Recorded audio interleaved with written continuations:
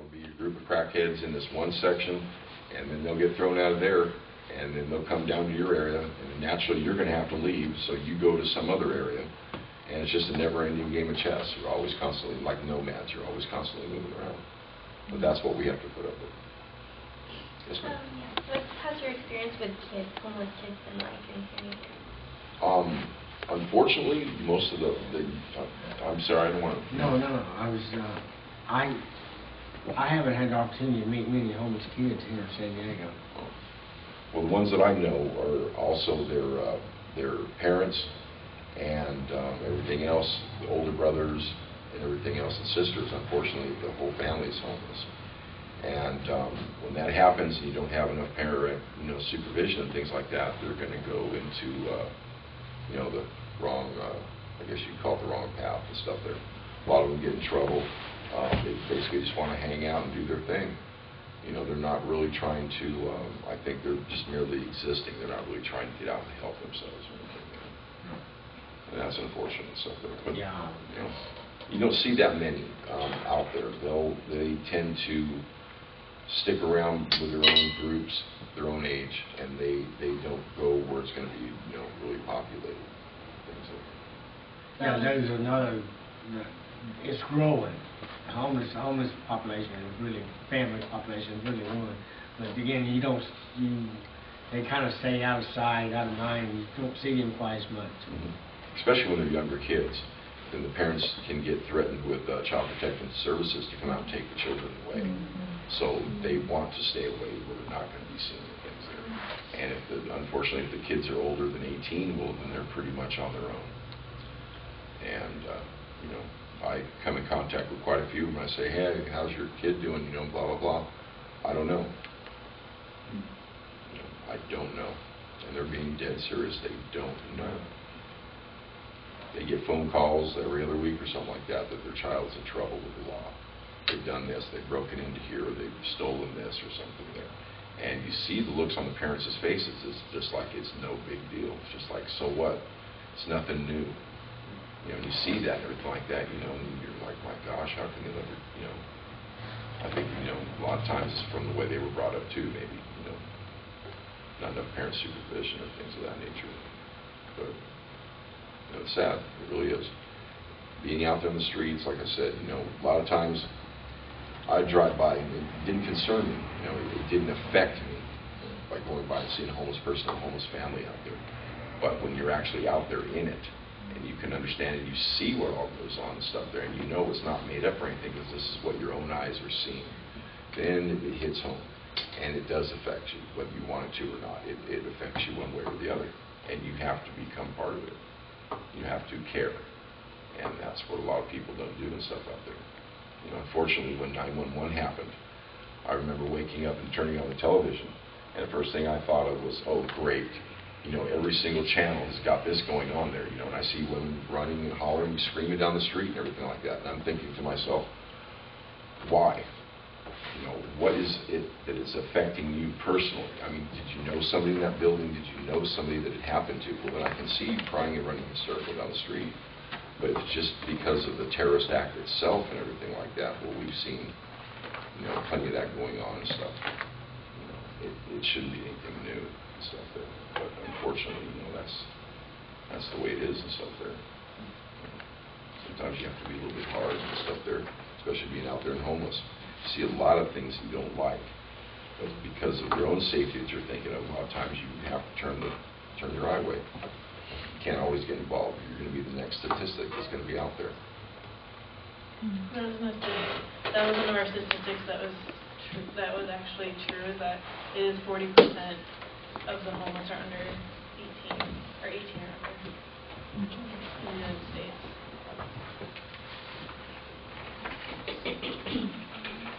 Any other questions? I have a question. What do you think the most in a day? What do you think about them? Oh, what do I think about in a day? Boy. Actually, it should be a better question is, what do I think about before I go to sleep at night? During the day, I pretty much am reading my books and stuff. That's my way of closing off all the different things around me so I don't have to get involved. When it comes nighttime, just like we all naturally do because we're human beings, that's when the brain wants to go to rest and that's when you want to go to sleep. But the mind is always stressing and worrying about things that are going to happen in the future, what's going to happen tomorrow. And we all go through this in our minds, what the day tomorrow is going to be like at the job. Is the boss going to be okay? This, that, I got bills to pay. I have a mortgage due. I got to take the car in to get fixed. I got to take the kids to this and everything there. And it all goes back to what we were talking about with stress and everything there. I think we all need to learn how to manage the stress a little bit better and take a few minutes extra out of that day for your own personal time. So what about specifically with you? Like, what is it that you're stressing about then at night? For me, stressing and stuff like that is wanting to get on with my life. And ever since, I hate to say it stuff in a morbid way and stuff, but I've had so much death in my life. And like I said, the only thing that's bettered me for it and stuff like that there is knowing that I'm still alive and I'm still kicking and I'm still out there trying and stuff there.